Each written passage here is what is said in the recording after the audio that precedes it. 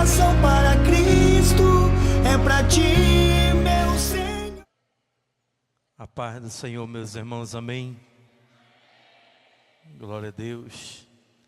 Estamos felizes por estarmos aqui neste congresso com grande número de irmãos adorando esse Deus que é eterno, vivo, soberano e que tem todo o poder e a autoridade que foi lhe dado nos céus e da terra.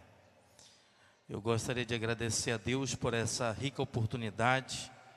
Prometo aos irmãos que não vamos demorar, o tempo já correu, foi embora, mas nós vamos falar uma palavra de Deus para a tua vida, que com certeza você vai sair daqui melhor do que você entrou.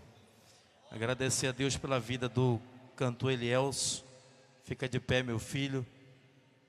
Esse jovem está de parabéns, porque é um jovem que tem coragem. Está fazendo de Porto de Mós o nosso Camboriú. Amém? Amém, irmãos? Glória a Deus. Está fazendo de Porto de Mós o nosso Camboriú. Meu filho, isso está agradando o coração de Deus. E por conta disso, Deus vai te abençoar e abençoar a tua família. Porque muitos nessa cidade que o Senhor levantou não tiveram a coragem que você tem.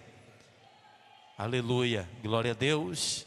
E por causa disso o Senhor vai te levantar nessa terra e vai te fazer você pisar em muitos lugares. Amém? Louvar a Deus pela vida da minha amiga cantora Jéssica. Fica de pé, cantora Jéssica. Cantora Jéssica venceu o câncer para a glória de Deus. É prova viva que Deus é um milagre. Amém? Cantor Elton Johnson, prazer. Cantor Miqueias, quebra tudo. Cantor Elionai, cantor Emanuel. Estão vindo lá do Guajará, né? Cantando bem bonito na unção de Deus. E todos os demais aqui, Deus abençoe. Pastor Augusto. Cada um desses homens e mulheres tem uma história. Fique de pé. Vamos ler o versículo mais conhecido da Bíblia Sagrada. Amém? Versículo mais conhecido da Bíblia Sagrada. O versículo que quando é lido na terra, ele aciona o coração de Deus. Porque hoje me pediram para falar sobre missões aqui nesse lugar. Esse era o tema, será missões. Glória a Deus. Pensa num homem que gosta de missões, sou eu. Porque eu entendo que missões nasceu no coração de Deus. João capítulo 3, o versículo 16. Diga comigo: Deus amou o mundo de tal maneira que deu o seu Filho unigênito, para que todo aquele que nele crê não pereça, mas tenha vida eterna. Podeis assentar. Meus queridos, quando eu recebi essa oportunidade para ministrar esta palavra aqui, eu confesso para os irmãos que recebi com bastante alegria. Orei para Deus me trazer uma mensagem que viesse não de mim para a tua vida, mas que viesse do coração do Deus Todo-Poderoso para você. Eu pensando que não, quando foi à noite por volta das 2 horas, 3 horas da manhã, eu me dobrava na cama e não conseguia dormir mais. E o Espírito Santo falava ao meu coração desse movimento que Ele está fazendo aqui nesse lugar, que é o movimento que está chegando diante do trono da glória. Que era para eu trazer uma mensagem de despertamento para a igreja. E eu dizia: Senhor, mas qual é esta mensagem? E o Senhor dizia para o meu coração, dizendo: fala para a minha igreja que eu, o Deus de Israel, sou um Deus que amo missões. Diz para a minha igreja que missões nasceu no meu coração. Que missões para a minha igreja é intransponível. Missões para a igreja é inegociável. A missão nasceu no céu e chegou na terra, e ela não vai parar. O diabo tem se levantado para tirar os missionários da última hora, para que eles não preguem a palavra e não falem de missões. Mas o diabo tem caído por terra e todo o inferno. Mas a palavra que Jesus pregou, ela não cai por terra, ela continua viva através dos seus profetas aqui. O ano de 2019 foi um ano que nasceu no coração dos brasileiros como um ano da mudança. Um ano de fé, um ano de expectativas grandes. Mas logo quando aconteceu a virada, nosso país sofreu um impacto muito forte. Em Minas Gerais, na cidade de Brumadinho, aquela barragem de rejeito de minérios se rompeu da Vale. E nós acompanhávamos pela televisão pessoas soterradas, jovens clamando, crianças morrendo e pessoas sendo salvas naquele lugar. Algo que me chamou a atenção foi o oferecimento de ajuda por parte do primeiro-ministro de Israel, o premier Benjamin Netanyahu, que trouxe as forças armadas daquele país e os equipamentos mais modernos do mundo, e ali ele pôde salvar dezenas de brasileiros. Eu vi uma criança nas mãos de um soldado israelense, ele chorando de ver a alegria daquela criança. Aquela criança que não teve seu rosto estampado nos jornais, mas foi visível na internet. Aquele soldado maravilhado, alegre, feliz, chorando muito com aquela criança nos seus braços. Meus queridos, um dia o nosso Deus, Ele fez a raça humana para viver nessa terra. E Ele nos fez para nós usufruirmos das bênçãos de Deus.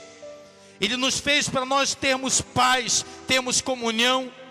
Mas a Bíblia diz que o diabo, ele jogou, eu quero conjecturar com você dizendo que o diabo, ele derramou uma avalanche do inferno aqui na terra. Ele derramou pecado. Ele derramou uma enxurrada de lamas, de dejetos, de rejeitos. E essa enxurrada de lamas destruiu a vida de muitas pessoas.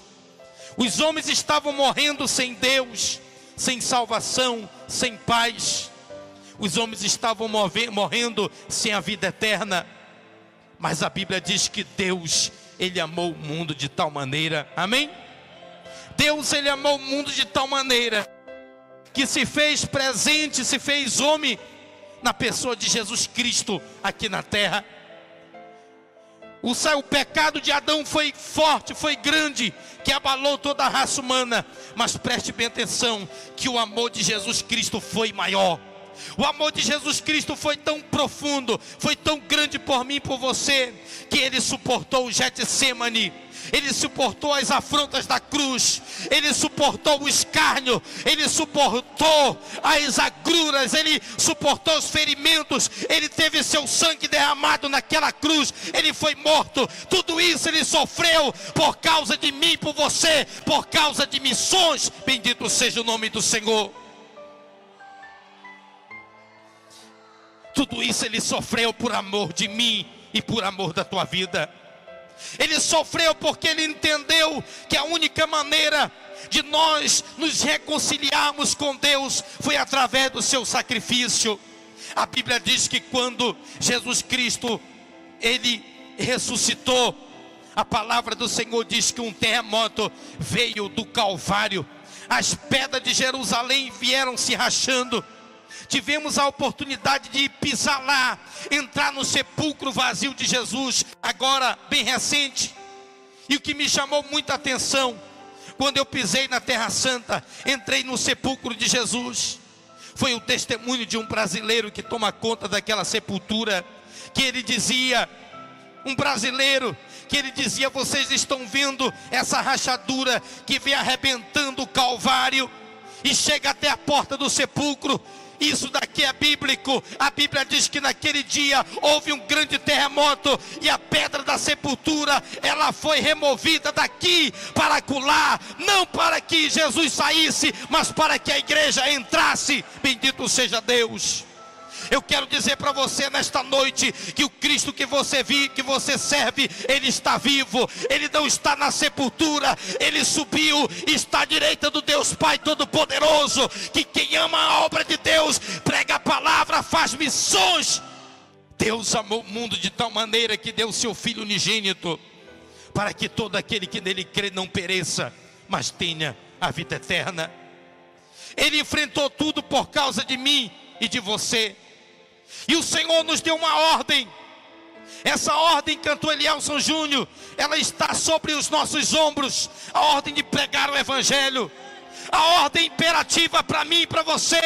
Deus nos últimos dias tem levantado os pregadores da última hora. E eu estou aqui pregando para você, pregador da última hora. Você não está aqui à toa. Você não aceitou Jesus à toa. Você está aqui porque um dia Jesus te escolheu, te arrancou do meio da tua família, te santificou, te encheu do Espírito Santo, para que você tenha uma vida de comunhão com Ele. Você não precisa temer não, porque aquele que venceu a morte, venceu o inferno, Ele é maior e é Ele que peleja pela tua vida. Bendito seja o Cordeiro de Deus. Jesus deu a ordem para aqueles discípulos e eles obedeceram. E se você ler a continuidade dos versículos 17, 18 e 19 do capítulo 16 de Marcos, a Bíblia diz que Jesus cooperava com eles na mensagem. Glória a Deus. E os sinais aconteciam. Sabe por quê? Porque a palavra do Senhor, ela não volta vazia. Nós estamos vivendo hoje numa sociedade onde o homem tem procurado a solução dos seus problemas na política. Mas o mundo está em crise moral, espiritual, econômica, política e financeira. Mas o Deus que nós servimos não está em crise. O céu que nós servimos não está em crise. Jesus Cristo não mudou. Ele continua sendo o mesmo ontem, hoje e será eternamente. Nós temos, igreja do Senhor, essa responsabilidade de pregar a palavra. Eu fico feliz e gostei de ver o fogo que saiu dessa noite, desse altar, desses obreiros. Mas cada um deles tem uma história que Deus levantou. Eu creio nesta noite que eu estou pregando para a geração da última hora, a geração do arrebatamento da igreja.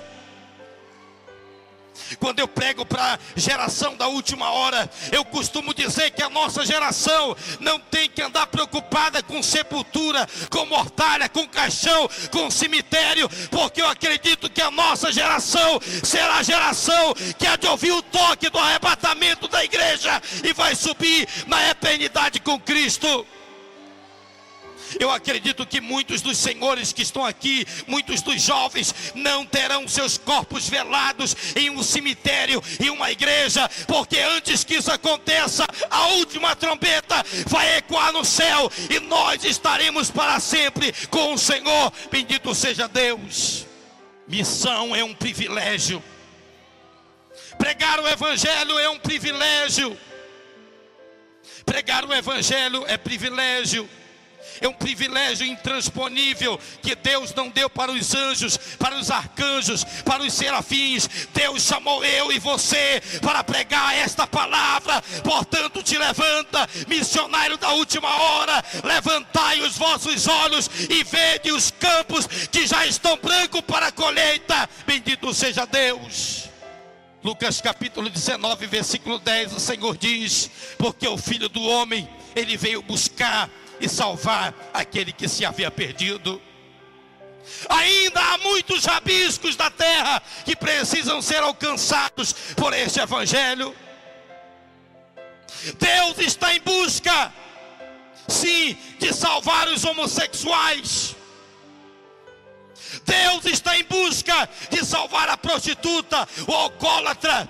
Deus está em busca de salvar o traficante. Deus está em busca de salvar aquele que se desviou da sua casa. A Bíblia diz que Jesus, ele veio buscar e salvar aquele que se havia perdido. Mas é preciso que a igreja se levante, porque a responsabilidade está posta sobre mim e sobre você. A igreja não falhou e não falhará na sua missão. Amém? Você sabe por quê? Porque nós não estamos sozinhos. O Espírito Santo da verdade, ele está conosco. No dia de Pentecostes, ele saiu do céu e desceu para a terra. Quem está no céu é Jesus, que foi visto à direita de Deus. Quem está na terra é o Espírito Santo, e ele só vai sair daqui quando a igreja subir. Bendito seja Deus. Enquanto isso, cantou Miqueias, você vai continuar sendo usado aqui na terra, aleluia, e Deus vai continuar batizando através do seu ministério, porque o Espírito Santo está aqui. Enquanto isso, cantou Elton John, Deus vai continuar te usando. Enquanto isso, Emanuel, enquanto isso, jovem, Deus vai continuar te usando, porque o Espírito Santo está aqui. Nós não estamos sozinhos. O Paracletos está aqui, o Consolador, o Espírito Santo da verdade, que o mundo não conhece, que o mundo não vê, mas a igreja vê, a igreja conhece, porque ele veio do Pai. Igreja do Senhor, é hora de você levantar, é hora de você pregar. Você não precisa da autorização do pastor para pregar o evangelho. Você não precisa da autorização do diácono, do presbítero para pregar o evangelho. Você já tem a autorização do mestre, que diz: ide por todo mundo e pregai. O maior inimigo da pregação do evangelho se chama diabo e Satanás. Ele se levantou para destruir a igreja, mas a igreja continua de pé, porque a igreja é obra do Espírito Santo e fruto do sangue de Cristo no Calvário. E a igreja vai continuar a sua missão. O diabo queira ou não queira, você vai triunfar, porque você é a promessa de Deus. Eu quero que você fique em pé.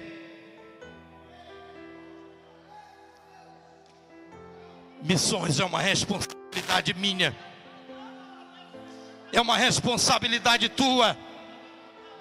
Você não pode parar. Levantai os vossos olhos e vede, a terra já está branca para a ceifa. Almas estão gemendo, clamando por salvação. Deus te levantou aí ao encontro dessas almas. Não te acomoda, não te acovarda, não te preocupa com nada, porque quem te alistou para a guerra está contigo e vai da tua frente. Foi Ele que deu a ordem e Ele é fiel para cumprir a sua palavra. O Senhor falava comigo dizendo que muitos estão aqui, muitos Gideões estão aqui hoje com medo, acovardado. Muitos estão como Jeremias, mas o Senhor está dizendo: ainda antes que você existisse, eu te conheci, chamei-te pelo teu nome, pois tu és meu. Muitos estão como Isaías, pedindo o fogo do altar, mas o fogo do altar já veio. É hora da igreja se levantar, porque o campo está branco, a terra está produzindo. É hora da última colheita. Igreja do Senhor, é hora de nós ganharmos almas para o reino de Deus. Eu quero finalizar aqui com uma história de um jovem que estava sendo preparado para ser cacique da sua tribo. Desde pequeno ele flechava, caçava, era robusto, era muito conhecido, era um espelho para a sua geração. Mas um dia aquele jovem adoeceu. A sua família fizeram todos os tipos de remédio na floresta para tentar salvar a vida daquele jovem. E aquele jovem agonizando olhava para sua mãe dizendo: mamãe, o que será de mim se eu morrer? Para onde vai a minha alma se eu morrer? O que será da minha vida após a morte? E aquela mãe não tinha resposta para aquele jovem. E aquele jovem veio a falecer, morreu. E poucos dias depois chegou o missionário, pregando o céu, pregando a vida eterna, pregando Jesus. E aquela mãe correu ao encontro dele e disse: por que você não chegou antes? Por que você demorou demais? Você não precisa esperar mais o tempo, nós já estamos vivendo o tempo. O teu tempo é agora, o teu tempo é hoje, o teu momento é hoje. Te desperta, te levanta, porque Deus é contigo. Bendito seja Deus. Eu quero fazer uma oração. Quero chamar esses obreiros que estão aqui conosco na nossa retaguarda para chegar até aqui à frente. Eu quero chamar a igreja toda para cá, para nós orarmos. Venha correndo. E quero perguntar se existe no nosso meio alguma pessoa que deseja entregar a sua vida a Jesus nessa noite. Ah, eu não sou crente ainda, mas nessa noite o Espírito Santo me tocou. Nessa noite Jesus falou comigo dizendo que Deus amou o mundo de tal maneira que deu seu Filho unigênito, para que todo aquele que nele crê não pereça, mas tenha vida eterna. Tem alguém nessa noite que deseja receber a Cristo?